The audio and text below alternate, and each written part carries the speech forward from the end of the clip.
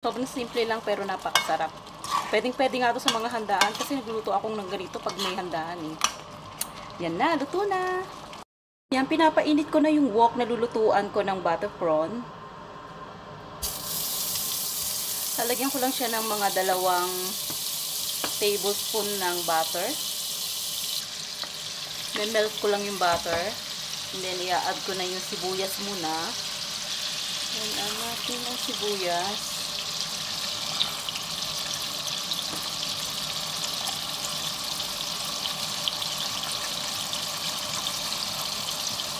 Lutuin ko lang siya saglit.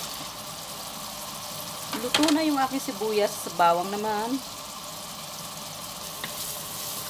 Isahin ko lang yung bawang at sibuyas na yan hanggang sa maluto. Ayan, luto na yan. Lalagay ko na tong prawn. Hinintay ko lang na medyo mag-orange juice siya at lalagay ko na yung bagoong. Ayan. Then haluin ko lang ulit.